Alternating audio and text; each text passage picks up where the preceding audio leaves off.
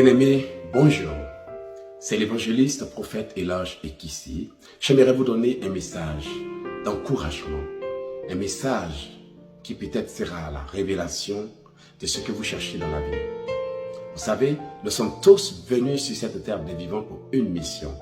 Mais peu importe les cas, les situations et les circonstances dans lesquelles nous nous retrouvons, nous ne sommes pas venus sur cette terre des vivants les bras ballants. L'une des deux choses que Dieu donne à une personne pour réussir sa vie, c'est d'abord le temps et l'intelligence. Voici la raison pour laquelle la parole de Dieu déclare que ceux qui seront intelligents brilleront comme la splendeur des cieux. Et aussi, il y a le fait que même si nous n'avons pas d'intelligence, nous pouvons demander à Dieu la sagesse. Nous allons prendre la parole de Dieu dans le livre de Jacques 1 à partir du verset 5 qui dit ceci.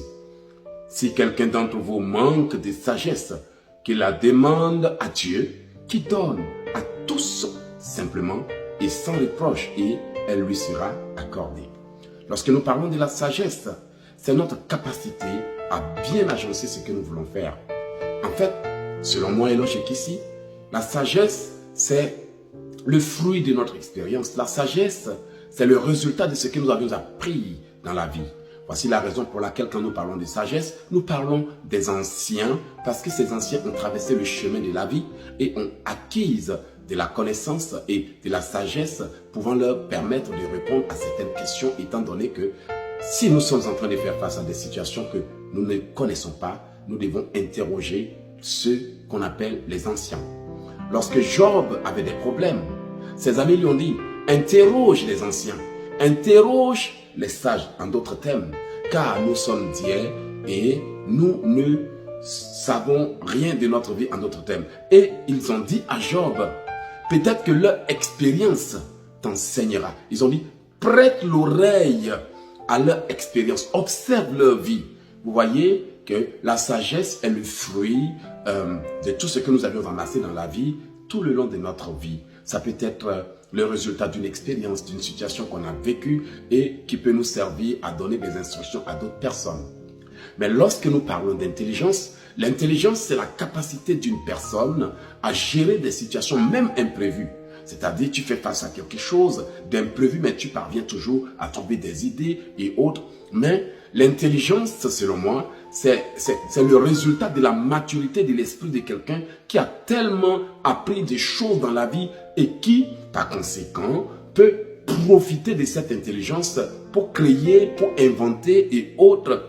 C'est-à-dire, tu atteins un niveau de maturité où ton esprit n'a plus de mal à trouver des solutions aux problèmes de la vie. Et même quand il y a des imprévus et des choses qui parfois paraissent un peu bizarres aux yeux de d'autres personnes, toi, tu as la capacité de trouver des résultats même aux problèmes imprévus. Ça s'appelle une personne intelligente. Regardez, quand on prend un singe et on le dépose là, quand on prend un animal et on l'enferme, on regarde l'animal tenter de trouver des solutions et parvient à ouvrir la cage. C'est ce qu'on appelle l'intelligence, la capacité à résoudre des questions qui parfois sont imprévues, mais auxquelles nous parvenons à trouver des solutions. Mais la fois passée, lorsque je parlais avec un grand frère, le Seigneur m'a donné une clé très importante que je suis en train de vous donner maintenant à l'instant même pour vous aider à avancer. Il y a deux choses qui permettent à une personne de réussir, peu importe ses projets et ses affaires.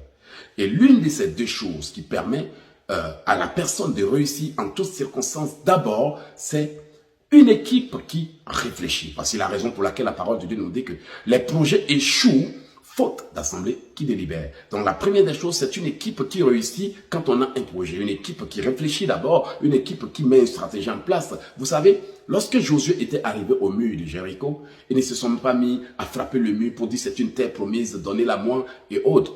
Dieu leur a donné une stratégie. La stratégie n'est trouvée que par une équipe qui réfléchit, un groupe de personnes qui délibèrent. Ici aux États-Unis, ils ont ce qu'ils appellent le mindstorming. Le mindstorming est une séance durant laquelle on fait asseoir plusieurs groupes de personnes et on prend l'intelligence de chacun. On dit, toi, donne ton idée, donne ton idée, donne. C'est ce que la Bible dit qu'eux, ils appliquent. Et ils prennent l'idée de tout le monde. Ils ne rejetteront aucune idée. Ils vont bâtir quelque chose et dans cette chose, tu trouveras l'idée de la personne qui a créé le micro, l'idée de la personne qui a inventé le pneu, l'idée de la personne qui a créé le toit, l'idée de la personne qui bâtit. Et c'est comme ça qu'une maison se bâtit. Voici la raison pour laquelle la parole de Dieu nous dit que c'est par la sagesse qu'une maison se bâtit. Pourquoi? Parce que les gens s'asseyent et ils calculent, le menuisier va calculer pour lui, le maçon, le plombier, l'électricien, le peintre, celui qui va faire le toit et autres. Et à travers leur sagesse, on bâtit la maison. Et quand Dieu parle de maison, il parle de notre vie. Mais il dit que cette maison s'affermit par l'intelligence, parce que l'intelligence, c'est la capacité à améliorer ce que Dieu t'a donné, la capacité à améliorer, c'est-à-dire à rendre mieux, à continuer à t'en sortir. Maintenant, la deuxième chose qui permet à une personne de réussir après qu'une équipe est siégée pour réfléchir, trouver des idées et des stratégies, c'est une équipe qui agit. Si vous avez une équipe qui agit, toutes les idées que vous aviez mises en place, vous pourriez les exécuter. Vous pourriez les améliorer. Vous pourriez les vraiment peaufiner. Vous pourriez les engencer. Maintenant, lorsque vous avez réussi, il y a une autre chose qui vous permettra de demeurer, de garder votre position et d'évoluer. La Bible appelle ça la continuité. La capacité à continuer à produire. À ne pas se limiter à ce qu'on a créé seulement, à ne pas se limiter au fait qu'on est déjà arrivé en France, à ne pas se limiter au fait qu'on s'est déjà marié, à ne pas se limiter au fait qu'on a déjà atteint un but. Mais qu'est-ce qui te permettra, bien-aimé, de continuer à garder ta place sur le marché, ta place parmi les grands et à continuer à demeurer? Voici pourquoi la parole de Dieu nous dit que le trône ne dure jamais. Le succès ne dure jamais, pardon, mais l'intelligence, la continuité, pardon, assure la prospérité. Donc la parole de Dieu nous dit que le succès ne dure jamais éternellement. On a vu des présidents qui ont été élus. Mais bien aimé, il leur a fallu de l'intelligence, des stratégies, des trucs pour continuer à convaincre le peuple, à motiver le peuple, à garder leur position. Donc le succès ne dure pas éternellement. Ce que je veux dire par là, c'est que vous pouvez arriver en Europe. Vous pouvez arriver quelque part. Vous pouvez vous lancer dans un projet, mais la parole de Dieu nous dit que le succès ne dure pas éternellement, mais la continuité assure le trône. Vous êtes marié, vous avez une entreprise, vous êtes dans une compagnie. N'oubliez pas, s'il n'y a pas d'amélioration, de continuité, vos patrons vont vous interroger un jour pour dire qu'est-ce qui se passe, tu n'arrives pas à produire. Pourquoi? C'est parce que tu as cessé de t'améliorer, tu as cessé de devenir meilleur, tu as cessé d'acquérir de la connaissance. Et finalement, tu commences à avoir des ennuis dans l'entreprise.